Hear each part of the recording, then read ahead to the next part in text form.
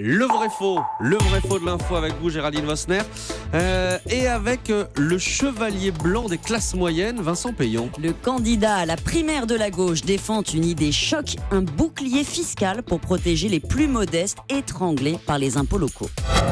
Il y a une augmentation de la taxe d'habitation en 10 ans qui est de 60%. C'est très clair, la taxe d'habitation d'après Vincent Payon a augmenté de 60% en 10 ans, c'est vrai ou c'est faux ? C'est exagéré, Maxime. En fait, Vincent Payon se trompe dans ses calculs. En 2005, la taxe d'habitation a rapporté un peu plus de 13 milliards aux collectivités. 10 ans plus tard, la recette dépassait les 21 milliards. Donc oui, ça fait une hausse de 63%. Sauf que il y a plus de logements qu'il y a 10 ans. Leur valeur a évolué. Or, elle sert de base au calcul de la taxe, même si cette base retenue est obsolète. Elle date de 74. Et puis les prix, évidemment, ne sont plus les mêmes. Il faut prendre en compte l'inflation. Bref, si on intègre tous ces éléments, la hausse est réelle, mais moins importante. Elle atteint 20%. Plus 20% quand même en 10 ans, c'est considérable.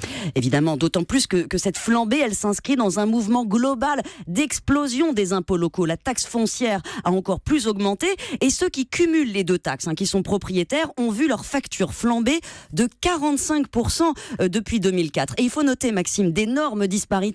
Dans certaines communes, le taux de la taxe d'habitation s'est envolé, parfois de plus de 100%, quand il est resté presque stable dans d'autres. Résultat, on va payer 830 € à Rennes et 480 par exemple à Mulhouse. Géraldine, comment les collectivités locales expliquent ces augmentations par une hausse des dépenses et seulement par ça ?